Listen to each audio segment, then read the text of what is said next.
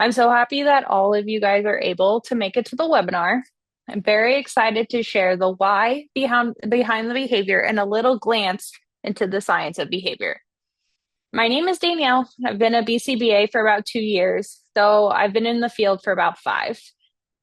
My background through graduate schools and the beginning of my career have been working with adults and children with severe challenging behavior. I worked at a state-supported living center for 2.5 years for individuals with severe, with adults with severe behavior and high needs, and with intellectual disabilities in Texas. I moved to Maryland to work for the Kennedy Krieger Institute, and I worked in the neurobehavioral unit for kids with severe behavior challenges. The science of behavior analysis is my passion, and I'm so excited to share this with you. So, welcome again. Thank you for joining us in today's presentation. There's going to be about a 45-minute presentation, and there's going to be about a 15-minute Q&A at the end. There should be a Q&A button that you can type in at any time, and I will answer them at the end. So feel free to submit those questions throughout the time, and I will answer them. And this is being recorded, and you will be able to get a replay in about 24 hours. By the end of the session, you're going to be able to understand the 4 reasons behind the behavior, and that's just the way your child's way of communicating why they need something. Learn a simple observation method and how to notice patterns. Recognize common situations that can be difficult for your child during everyday routines. And then using practical prevention strategies to set your child up for success. So let's get right in. We're going to start with step 1, and that is, what is behavior? Behavior is anything that a person does that is observable and measurable. Now, I know that I won't be able to hear you, but say it with me. Behavior is anything a person does that is observable and measurable. Ask yourself, can I count it? Can I see it? For example, Sally is crying. This is a behavior because I can measure how long the behavior is happening, and I can see tears coming out of her eyes. Sally is having anxiety. This is not a behavior. This is because anxiety can look different for everyone and usually includes multiple behaviors. So anxiety is an umbrella term. If you see changes that would qualify your child or individual's anxiety, let the team know about the specific behaviors, such as like increased pacing or increase in isolation. Behavior analysts like to say, if a dead man can do it, then it's not behavior. So, for example, behavior is something as simple as breathing. In the facility I worked in Texas, staff members would come up to me and say, Stephen had a behavior. But remember, behavior is not always bad.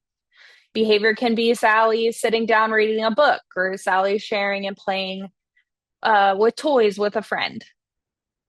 Behavior is learned over time through reinforcement as a form of communication. This is important. And reinforcement, all that means, it's a consequence that increases the likelihood of behavior to happen in the future. You're going to hear me say behavior and reinforcement a lot through this presentation, and I will periodically remind you of what they mean. So for a lot of our kids and our individuals, they have limited communication skills. Over time, certain behaviors, such as like crying when something is being taken away, is a form of communication. That behavior or communication is the why, and it is important that we figure out that why. So for this example that's on the screen, A 5-year-old was hitting their sibling multiple times per day. The family collected data and discovered that hitting only happened when the sibling took the toys without asking. The function was access to tangibles. The child wanted their toy back. The BCBA taught the child to say, "That's mine, please give it back," and taught the sibling to ask before taking toys. They also reinforced sharing and turn taking. The hitting decreased by 80% within 3 weeks because we addressed the underlying communication need. Don't worry about those technical terms like function and tangibles. I will actually get into that starting our next slide. So this is where we're going to get into those technical terms. Don't worry if you have any questions, put them in the chat and I'll answer them at the end. We're going to go into the why, which is what the functions of behavior. It is important to know that there may or may not be one function of behavior. There could be multiple functions of behavior. A function of behavior could be defined as, what do I have to do to get what I want? So whatever that behavior is, that gets reinforced. The first function that we are going to discuss is attention. This individual will engage in a behavior to gain attention from others. For example, you're on your phone, your child wants you off the phone, so they scream until you hang up. Once you hang up and talk to the child, the screaming stops. The screaming was reinforced by getting off the phone. And remember, behavior is learned over time. Attention is the main way that a baby gets their needs met. They are hungry, they cry, they get fed. They need to get changed, they cry, they get changed. As the child gets older, they learn new ways to get the attention that they need through communication. This brings it back to the lack of communication that our individuals or kids have.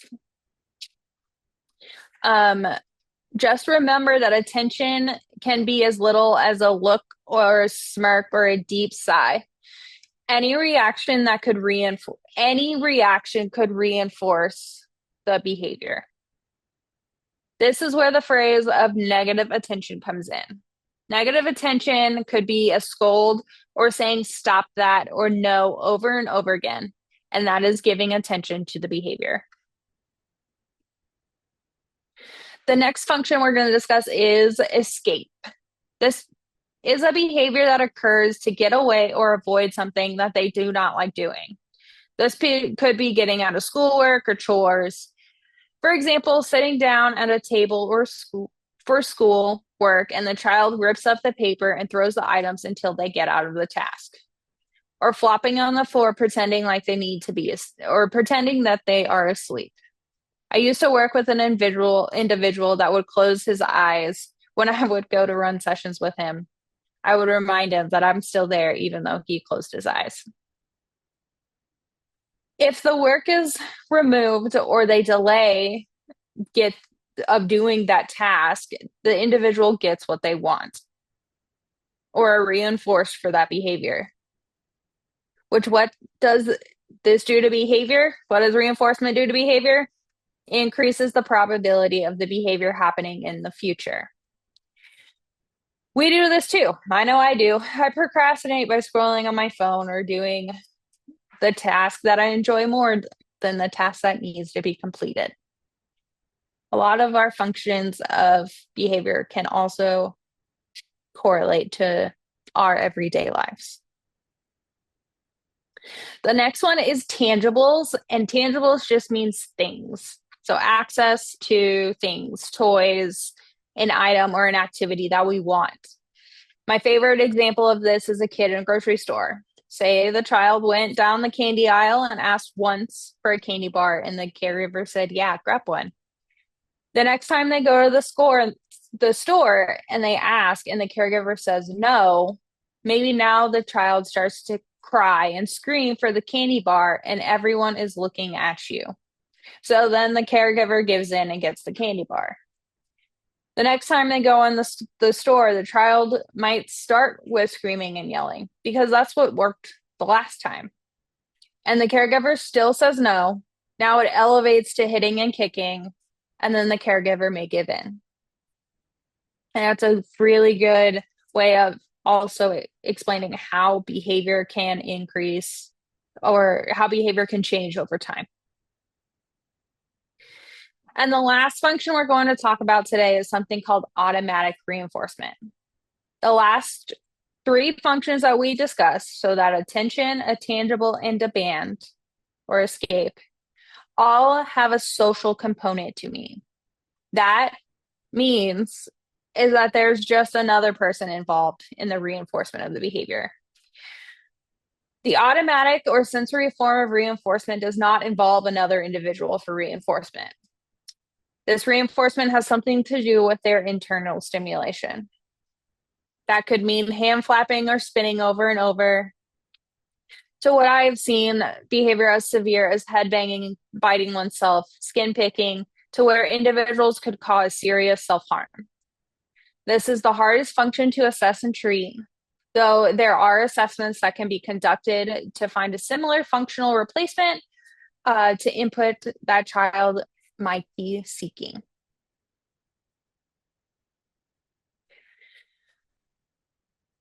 This is a great example of how a behavior could have multiple functions. So this example is screaming. Playing at the playground, screaming to get attention's peers attention. Screaming for attention on the playground might actually be functional during play, where they're screaming, having fun, getting other kids to play. But screaming for attention at home may not be. In the store, screaming when being told no to a toy. So their function was to access to those tangibles.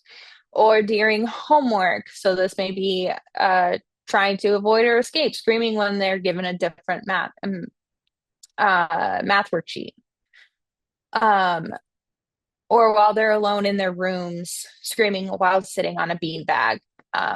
They just may like the sound of screaming or the way that it feels in their throat. So remember to write those questions in the chat and I will get to them. I promise I know this is a lot of information.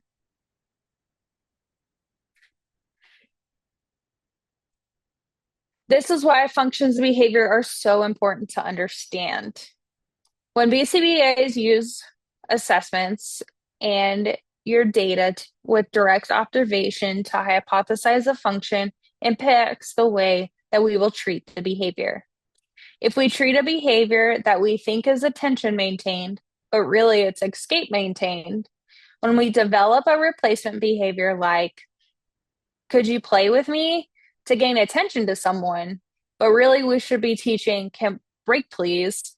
Teaching, can you play with me, would be an ineffective treatment. We can monitor this through the data that our RBTs and that you guys take. Functional treatment is the most effective treatment by teaching those replacement behaviors that can meet the same need appropriately, modify the environment to reduce triggers, provide supports that actually address what the child is communicating. As we're talking about data collection, how could you as parents and caregivers take data to help support in defining the correct function? And this is where one of the tools that is great for parents and caregivers to use, and it's called an ABC or an Antecedent-Behavior-Consequence. With multiple days or weeks of data collection, this could help us determine a function. Remember to get those questions written if you have any. So let's start with A. A means antecedent. This is what happens immediately before the behavior. This could mean the timer went off, signaling that the iPad was ending. Sibling took a preferred toy without asking. Parents asked the child to put their shoes away for school time. transitioning from playtime to bath time. Antecedents could be a simple thing like a sign on the grass that says keep off grass. This can signal to you to take a step off the grass, but say you're running late and you see the same sign, but you run straight through it to get where you're supposed to be on time. Sometimes the antecedents can cause the behavior, or it may have no effect of behavior at all. It's important when taking data to be as detailed as possible. And the B, this is behavior. Remember what behavior means? Anything that a person does that is observable and measurable. Remember the example I went through with anxiety. That is that umbrella term with multiple behaviors. If you're taking data without a behavior definition, it is important that the word that is associated with that behavior also has a specific description of what the behavior looks like. For example, aggression could look different from individual to individual. But a definition's like hitting a person with a closed fist and makes an audible sound is descriptive enough so we know what it looks like. Behaviors, most of the time, have a clear set onset and offset or start and stop. I worked with individuals that the topography, so just what the behavior looks like, it was the same as their stimming behavior. And that particular definition would have an inclusion and exclusion criteria. If you're taking data under the guidance of a BCBA, you can ask for an ABC data sheet with definitions. Though if there is a behavior that is concerning or dangerous, it is important that you be as descriptive as possible and let your BCBA know. So here's an example of an ABC data sheet. This was given to a caregiver, and then in this case, it was given to a teacher. And as you can tell on the bottom of the data sheet, there are the examples of the definitions. So SIB usually means self-injurious behavior. And that definition was any instance of them pulling their own hair or causing redness or bleeding to oneself. Tantrum, any instance, but not limited to if they're crying, yelling, so that's above conversational level, falling to the floor, kicking feet for more than 30 seconds, and the tantrum ends when they have stopped crying or yelling for a minute. So this one has that clear onset and offset. They're kicking for more than 30 seconds and they end when they are stopped for a minute. And then aggression, any instance of hitting with the hands open or closed fist, scratching, pulling hair, and or kicking toward others.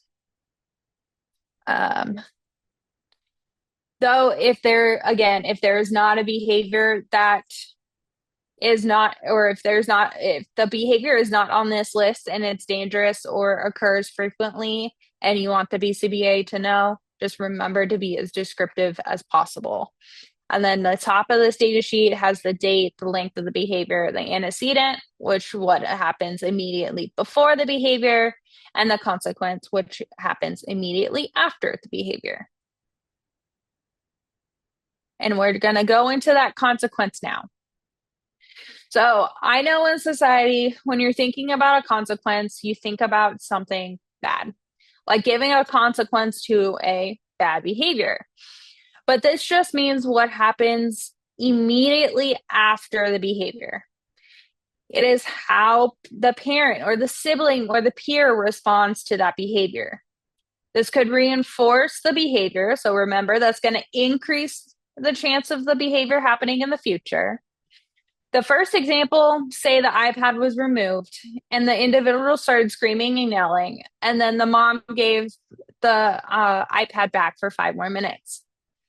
Remember the kids in the candy store example, that the giving the iPad back for 5 minutes may have reinforced them screaming and yelling.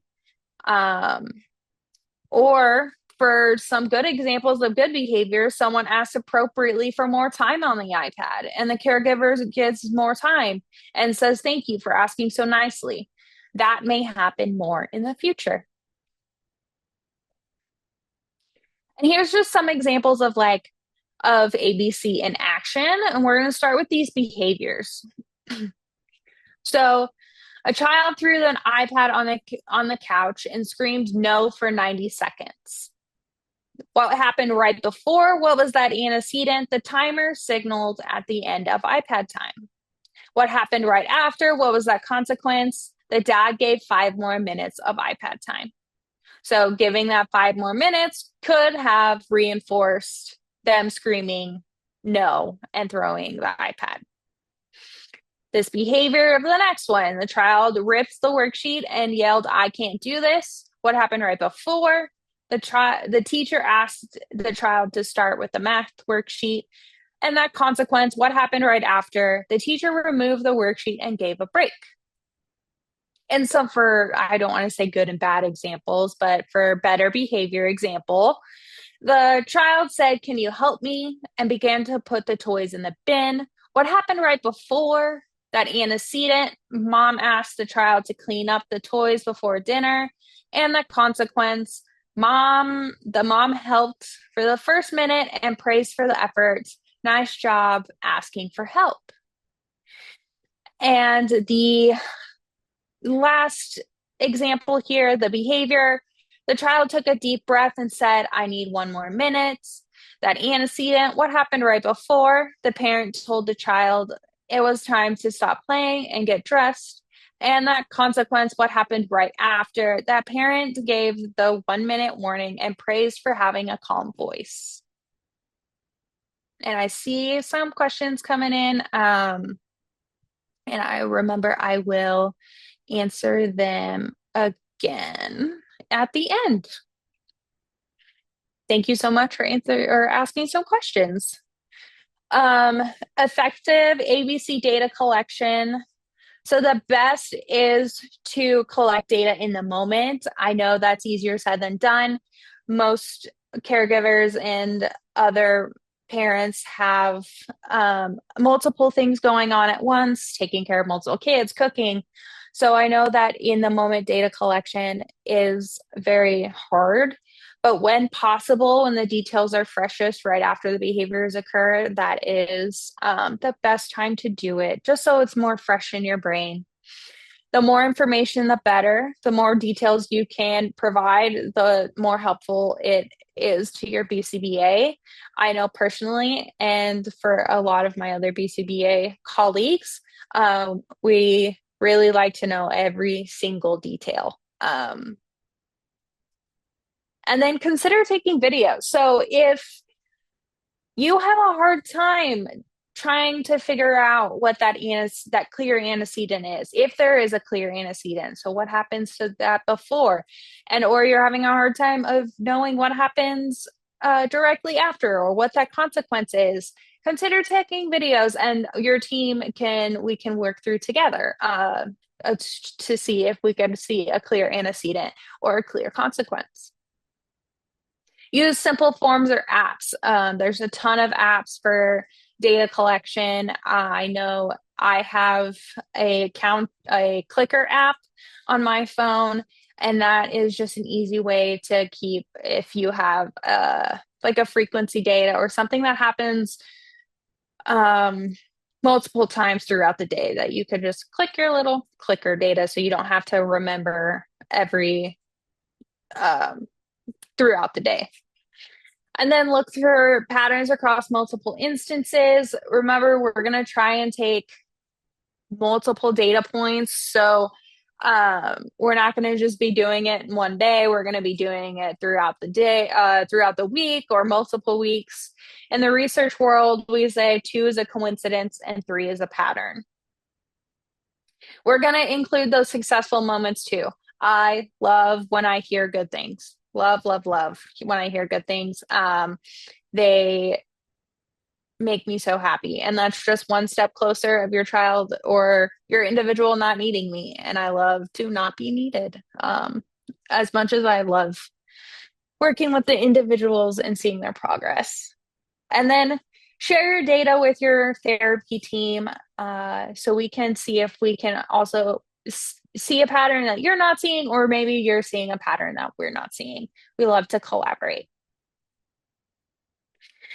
And for this is just this can what it make this is what an ABC could look like graphically. So in a picture, all you have to know with delay access is that means there was a delay in of something that they wanted. So they had to wait for something that they wanted. Denied access, that means they weren't allowed to have what they wanted.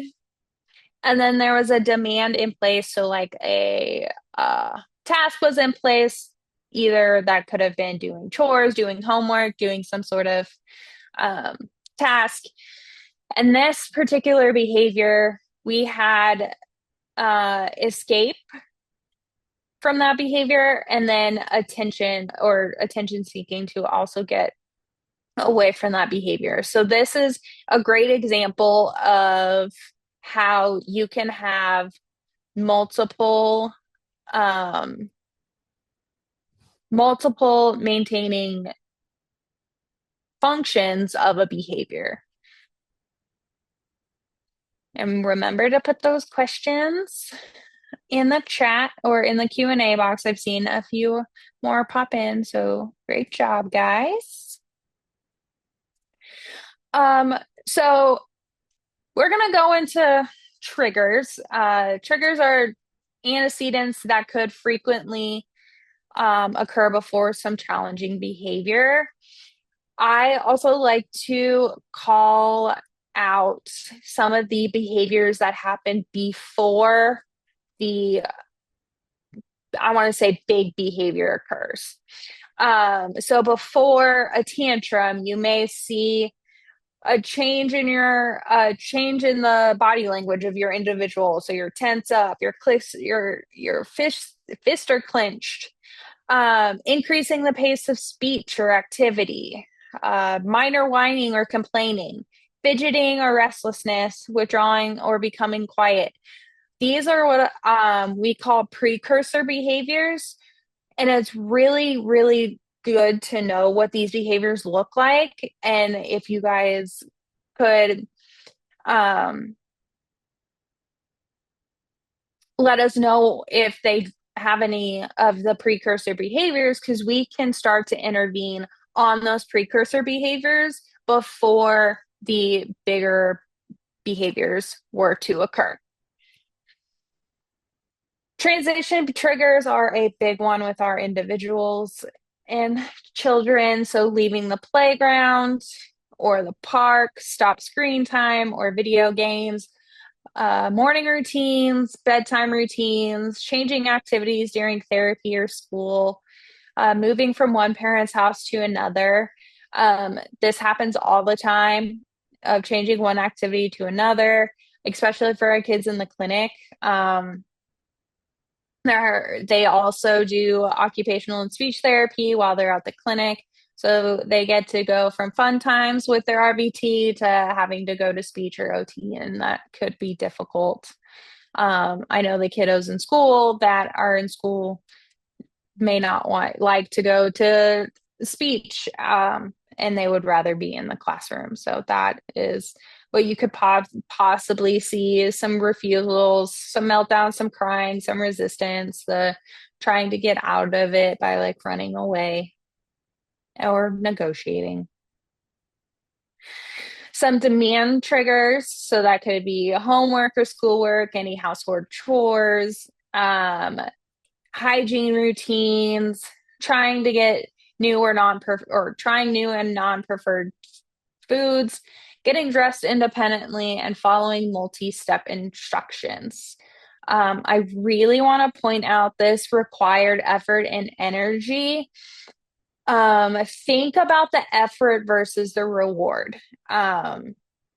If the effort is so high, but the reward or the reinforcement is not enough, you may have some difficult time of getting that demand or task completed. So they could say, no, I can't.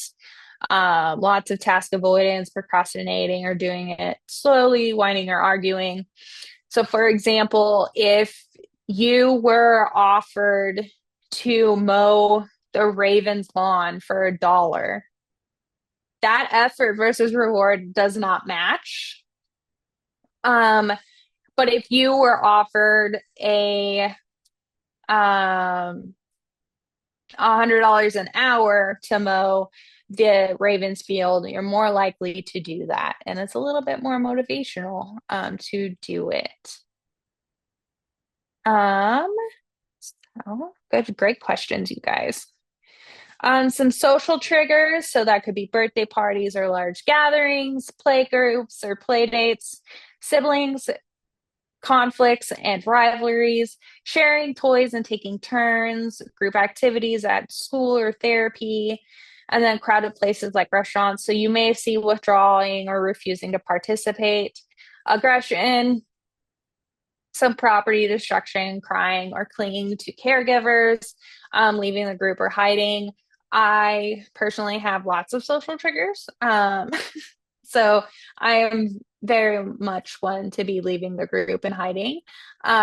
Usually I'm like in a corner with my friends in for those birthday parties or large gatherings. So again, a lot of the triggers are not just for our individuals and children. It also could be for us. Some sensory triggers that we could possibly see, like covering your ears or removing clothing, meltdowns. Some possible scenarios are loud or unexpected noises, scratchy clothing, tags, or certain fabric textures, brighter fluorescent lights, strong smells, certain food textures or temperatures, being touched unexpectedly or having a light touch, and busy or visually cluttered environments.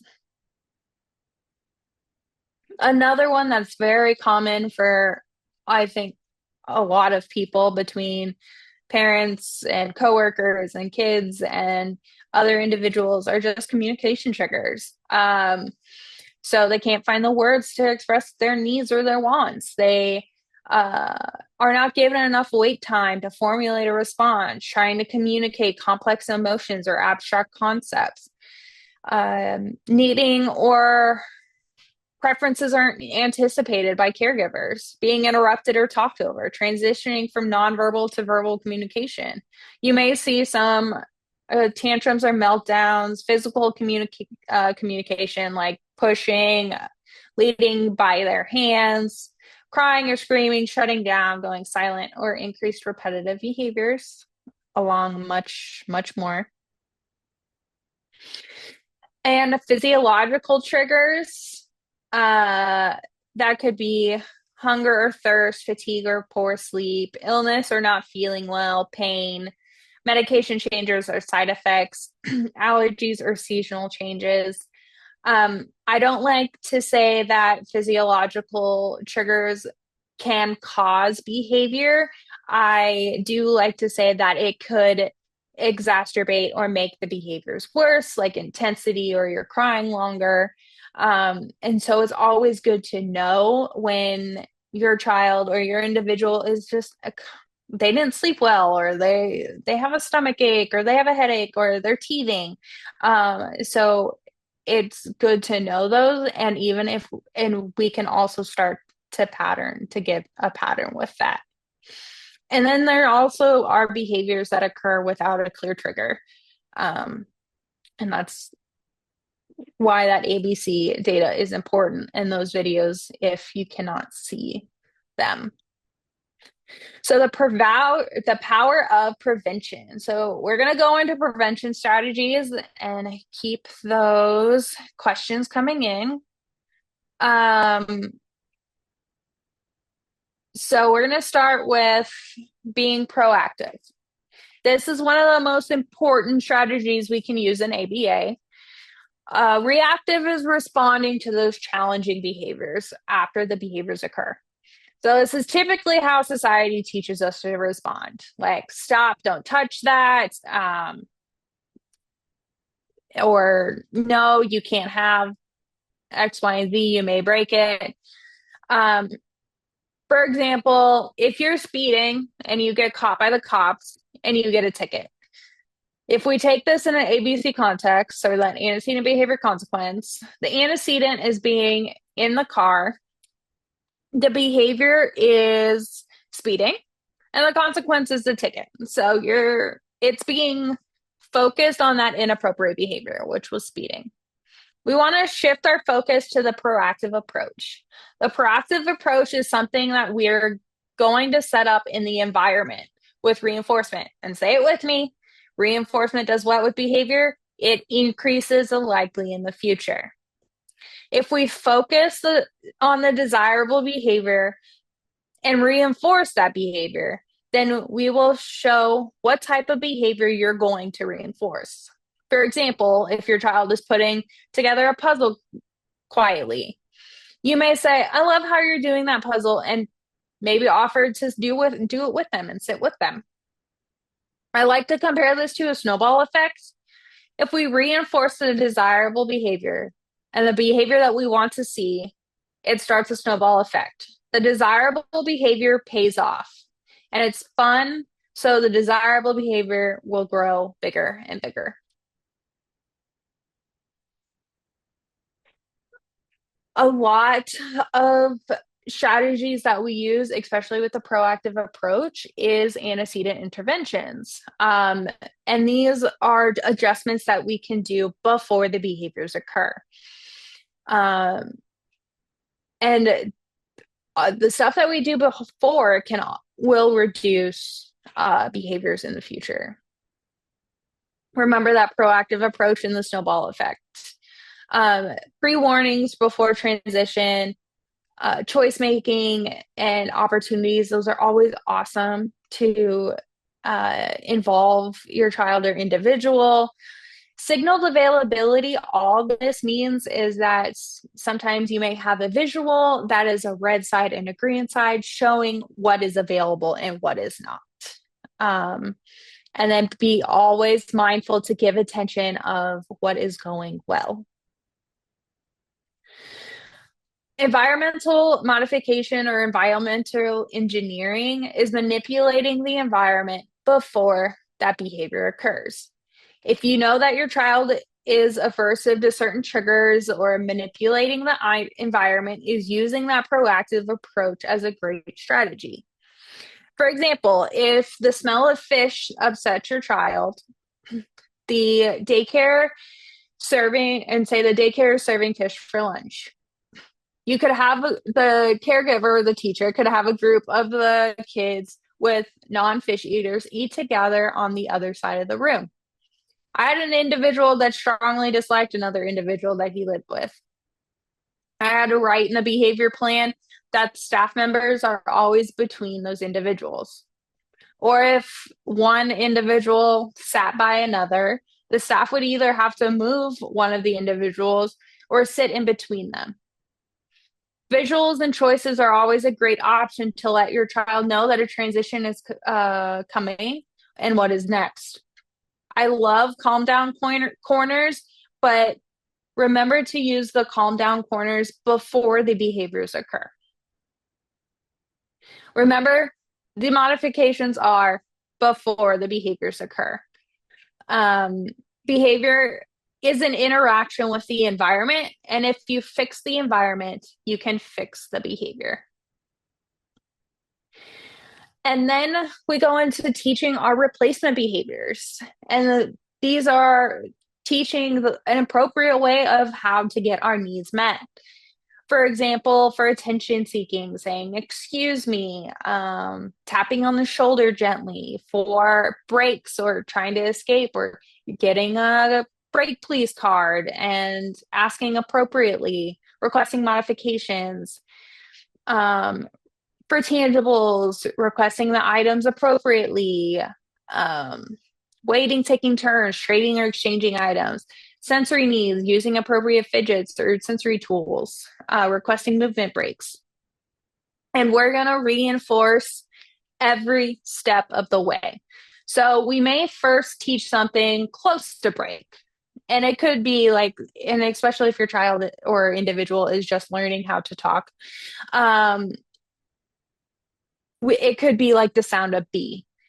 And we're going to reinforce that. Oh, you want a break? Okay, you said B. We'll take a break. And eventually, we can reinforce and get that word break. And we're going to reinforce, reinforce, reinforce every step in the way. When a child becomes independent with their replacement behaviors, I say we throw a party. And we're still going to reinforce when they're independent with their replacement behaviors. And we're going to use behavior specific praise, which in the next round, using behavior specific praise for desired behavior. Good job using your words and asking for help. I've noticed that you waited so patiently. Thank you. This is also part of that proactive approach that I mentioned earlier. You see that your child's reading on the couch quietly. Hey, I love how you're reading. Or I like how you're playing with your sister or something like that. It's just little things. And or token systems, so that could be earning stars or stickers.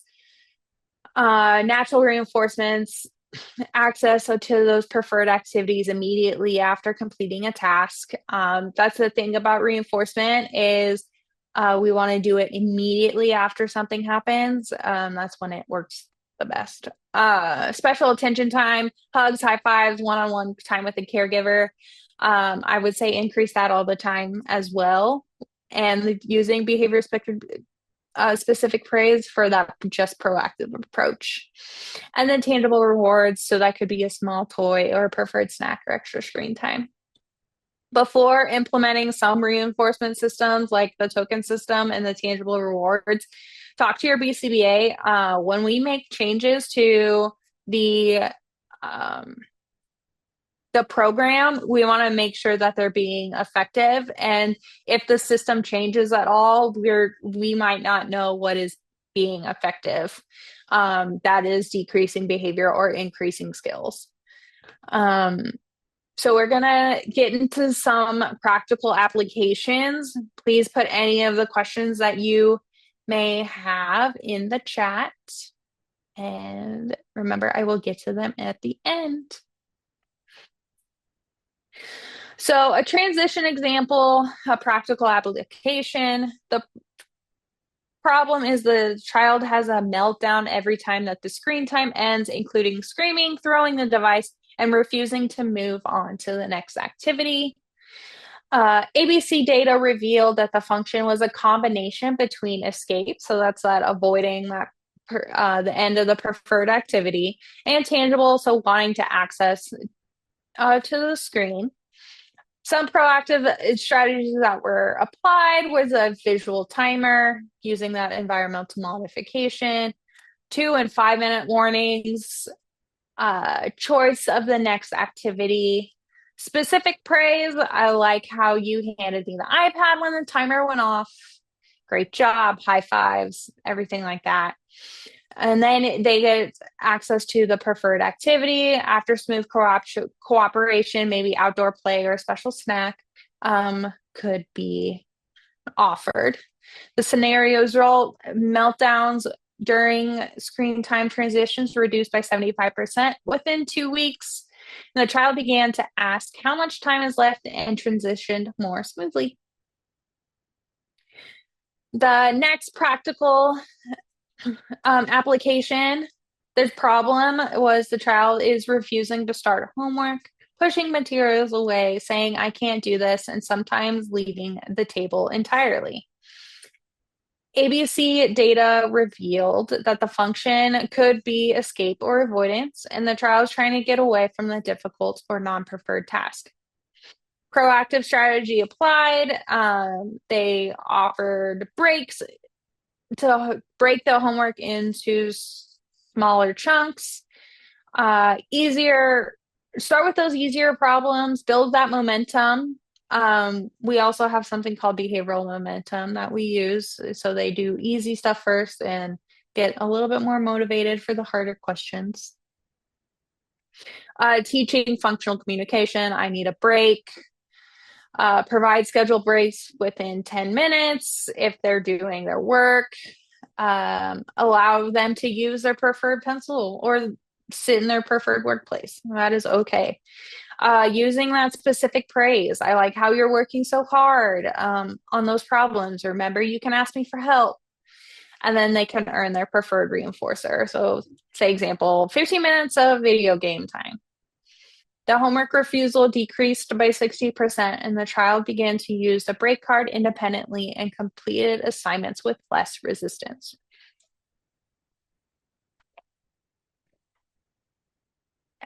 So, building that proactive plan. Steps we can create your approach, and we want to do this together between your team, between the caregivers, everything. We're going to identify that challenging situation or trigger. And then we're going to develop that clear behavior definition of what does that behavior look like. So what is behavior again? Anything that is observable and measurable. So throwing items on the floor, leaves the table. Collect that ABC data so we can determine or hypothesize a function. We're going to select those 2 or 3 proactive strategies that match that function. And we're going to increase the proactive strategies of increase of overall positive reinforcement and increase overall of like high fives and hugs if your individual or child likes that. Lots of praise. We're going to implement consistently. That means between caregivers, between mom and dad, between grandma and grandpa. We want to be consistent with everyone. So then we know what is working with that particular strategy. Tracking progress, our RBTs and even other caregivers that love to take data, we like to see different environments of taking behavior on data, and then we can adjust it as needed. So if there's any progress stalls or we need to go back a step, and that's all perfectly okay. Our key takeaways of today is that all behaviors communicate a need or a want, and it's our job to understand why. And then you have those 4 functions: escape,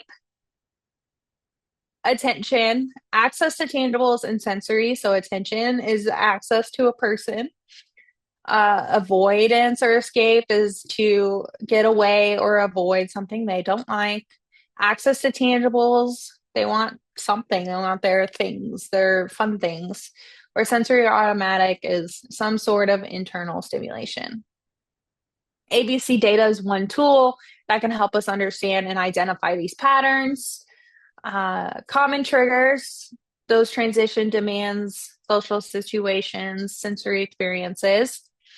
Prevention is way more effective than reaction. So use that proactive approach, increase behavior-specific praise, high fives, whatever, throughout the day.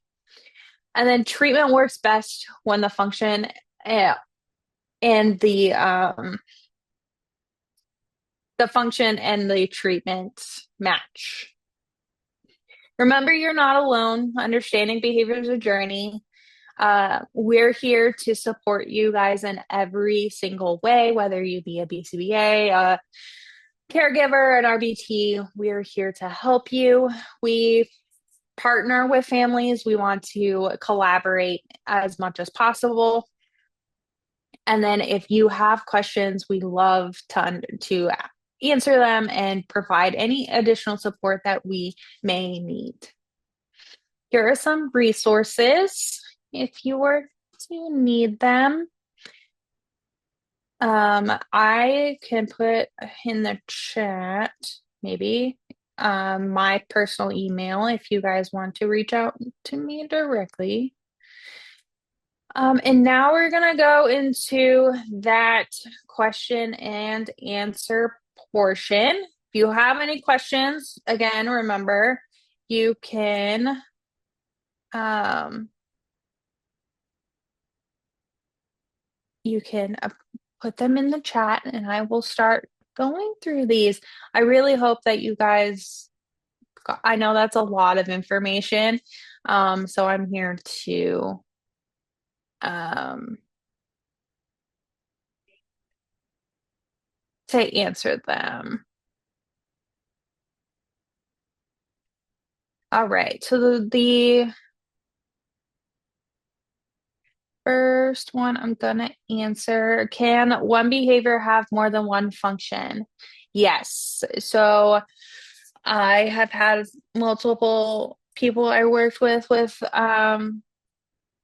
more than one function of the same behavior. So that could be um I'm just thinking of self-injury right now. So self-injury of like hitting oneself in the head for tangible items, so some sort of food and also access to attention.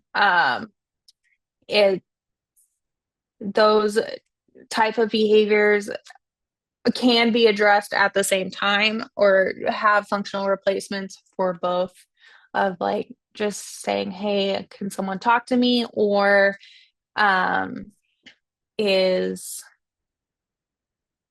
um, sorry, I lost my train of thought. Could someone talk to me? Or um, I need a break, or could I have X, Y, and Z?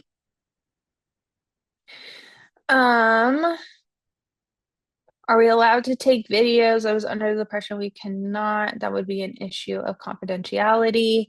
Um, that would be up to the debate. It would be up to if the caregiver would allow it, um, or if the caregiver wants to take the video. Yes. If this is an RBT, then we would have to discuss other things and definitely keep involved with the caregiver of like, could we record your child and stuff like that. We also want to if it's at a daycare or something, um, we would have to watch out for other privacy issues. How should I respond when my child has a meltdown for a toy? So this is also depending on case by case basis, and what your child needs. So remember that any type of behavior intervention is going to be uh, individualized per child. So if your child's having a meltdown for a toy, then we and how would you respond? If you said no, you could not have that toy, um, you could take it like out of the way, put it somewhere else to where the child cannot get it, and limit that attention for that meltdown. I know that sounds really bad, but we just want to make sure that we limit the attention for not getting that toy, but we still also want to be compassionate to their feelings. So you can say, like, I understand this is hard, and try to redirect to something else.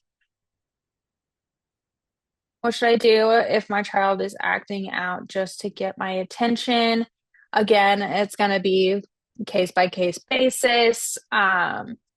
So if your child is acting out or whatever the behavior looks like, you could ignore. So if the behavior is not dangerous, we're going to ignore that behavior. If it is dangerous, we're going to obviously intervene and block and make sure that the child is safe. Once the child calms down, you can say, oh, would you like my attention? Do you need something? And you can have start to teach them like, hey, I would like your attention, or hey, excuse me, or come and get my attention, or something like that. And then we can also come up with more of a intervention based on if your availability is limited at certain times of the day. Um, this one, my son screams and cries every time I give him a bath. He especially hates when I pour water on his head. During the summer, we give him a lot of baths and we went swimming daily. So since it's wintertime, he doesn't get as dirty. We don't bathe him daily. We're more likely once every 3 days. Okay. Became more challenging again. He won't stop screaming or crying until I take him out of that. What can you help me understand the function or have any suggestions of what to help my son? So that seems like a very individualized question, and I'm more than happy to answer that. And I would like to get a little bit more information. So the best way to help you is to contact me directly. And Tony, is there a way you can type my email in the chat? Because I cannot. Oh, lies. I found it. Oh, thanks. Tony is our awesome, amazing clinical director. Um, and And if you guys don't see that chat, my email is dpelletier. So my last name is spelled P as in Paul, ELLE, T as in Tom, IER at thelearningtreeaba.com. And this one, how can I tell if my child is screaming for attention or for a tangible item? That's a great question. Um, all of these questions are great. So if the The thing with tangible and attention, actually, a thing a lot of with the social types of functions is that they have attention kind of involved with it. Um, but tangible and attention are great for or not great. They are both what we called social positive. So something is being added to the environment. Um, so a way to kind of determine if it's attention is you could, uh, if or before, you could just separate them as like you can withdraw your attention while they're playing with the tangible item, walk away, seeing if they start screaming, or if the tangible item is not available or just out of reach and you're giving straight attention, and they start screaming, so then more of it would be for that tangible item, if that makes sense. I know attention and tangible are very somewhat similar, but we want to, it's something called like where we kind of construct the environment to be only attention or only tangible. And then your BCBA or RBT could help out trying to figure that out also between with that those ABC data collections with those clear tangible and or clear consequence and antecedents. Again, if you want my emails in the chat, it's D as a dog, Pelletier, P as in Paul, ELLETIER at thelearningtreeaba.com. And we will see you guys later. Have a great night. Bye.